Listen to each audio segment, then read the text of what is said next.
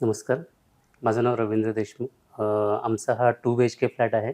साधारणतः 730 square foot आणि falcon रिव्हरव्ह्यू सिटीच्या प्रोजेक्टमध्ये फाल्कन टॉवर्स म्हणून सोसायटी आहे. त्यामध्ये 11व्या मजल्यावर फ्लॅट आहे आणि वास्तू खूप सुंदर आहे. त्याप्रमाणे आम्ही डिझाईन करायला सांगितलं होतं वर्षाला.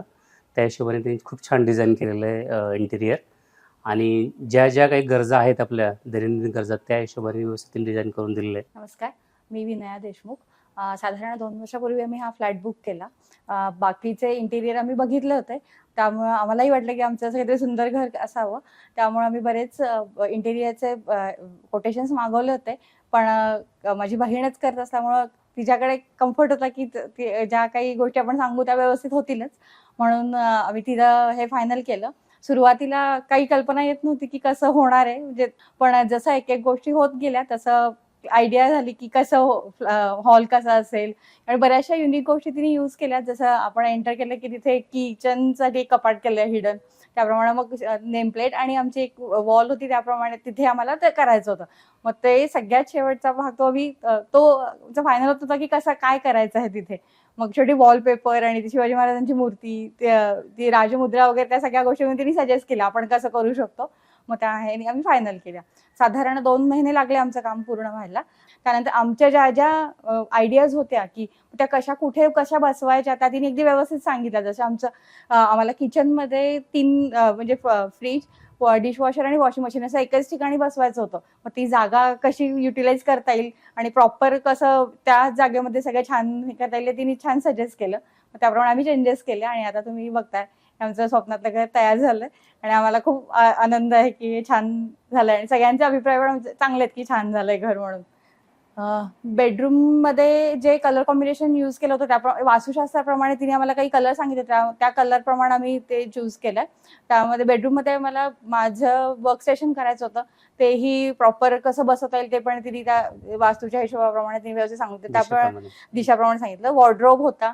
तो वॉर्डरोबचं डिझाईन वगैरे ह्या सगळ्या गोष्टी तिने आम्हाला हे करून आम्ही त्या केल्या. त्याचबरोबर आम्हाला तिथे बाकीचे पण जे एसीचे पॉईंट्स होते ते ऍडजस्ट करायचे होते. पुन्हा बेडबॅगच्या मागे आम्ही हिडन हे पण केलंय कबड. तेही सगळे त्या आयडियाज त्यांनी आम्हाला सजेस्ट केल्या होत्या. सो आपलं लिव्हिंग रूममध्ये तसं जागा कमी होती त्यामुळे आपण सोफा प्लस त्याच्यामध्ये आपलं डायनिंगचं टेबल हे सगळं बसवायचं होतं. त्याप्रमाणे आपण फोल्डेबल डायनिंग टेबल बनवून घेतलेलं आहे आणि तो खूप व्यवस्थित आहे की जेव्हा पाहिजे तेव्हा आपण वापरतो. परत पाहिजे तेव्हा आपलं भिंतीला जाताना आपली स्पेस रिकामी होते.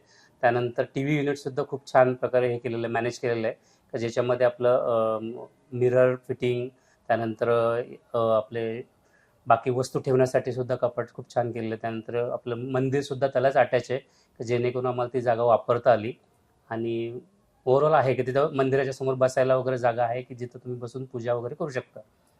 किड्स बेडरूम माझा मुलगा आता 9वी मध्ये आहे, तर तो आता ग्रोईंग स्टेजमध्ये आहे. त्यामुळे त्याच्यासाठी जे डिझाईन करायचं होतं ते आम्हाला म्हणजे लॉंग लास्टिंग ऍटलीस्ट किमान पुढचे 5-6 वर्ष तरी त्याला ते आवडेल असं करायचं होतं. आणि ते त्याला विशेष करून क्रिकेटमध्ये आवड असल्यामुळे आम्ही पहिले ठरवलं होतं की त्याच्या समोरची जी वॉल असेल तिथे क्रिकेटचं हे थीम असणार आहे. त्याच्यानंतर त्याचबरोबर आम्ही डोअर जे कर्टन्स होते तिथेही फुटबॉलची थीम केली. त्यामुळे त्याचे जे आवडीचे प्लेज आहेत ते सगळे तिथे त्याला दिसतात. त्याला त्याचं मोटिवेशन पण मिळतं. हे झालं कलर कॉम्बिनेशन मध्ये तिथे त्याच्या याच्याप्रमाणे वास्तूप्रमाणे जो कलर आहे तो तिने सजेस्ट केला होता. मग ते कलर आम्ही तिथे यूज केलेले आहेत. सेम त्याची तिथे स्टडी रूम पण आहे. बाकी त्याचे जे काही प्रोजेक्ट्स वगैरे आहेत तो तिथे हे करू शकतो. आमच्या घराचं खूप छान इंटेरियर केल्याबद्दल सान्वी इंटेरियरचा विशेष आभार. आणि आम्ही आमच्या मित्रांना आणि रिलेटिव्हना हे नक्की रेफर करू.